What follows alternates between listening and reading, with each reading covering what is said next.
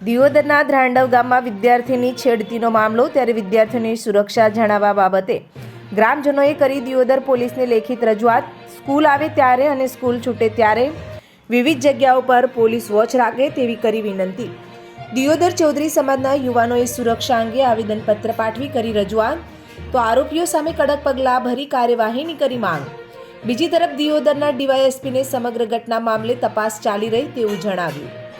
ગત તારીખ 28/12/2025ના રોજ ફરિયાદી સગીરાબેન વિદ્યાર્થીની હોય અને સવારે 7:30 વાગ્યાની આસપાસ શાળાએ અભ્યાસ અર્થે જતી હોય અને એમના પિતાશ્રી એમને મૂકવા માટે જતા હોય તે સમયે આરોપી અને તેની સાથે અન્ય એક ઈસમ બંને આવી અને એમની છેડતી કરે છે અને એમની સાથે અભદ્ર વર્તન કરે છે અને એમને મારવાની અને અન્ય ધમકીઓ આપે છે।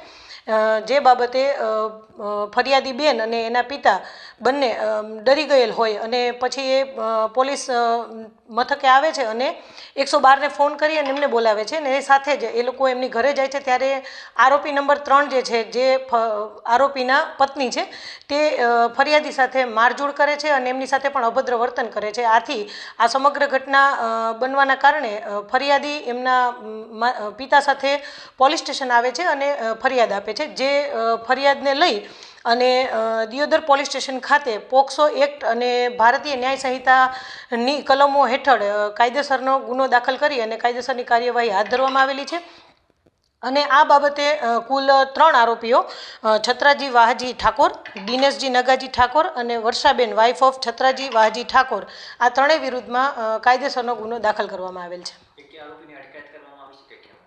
ના, હાલ હજી અટકાયત કરવામાં આવેલ નથી, કાર્યવાહી ચાલુ છે।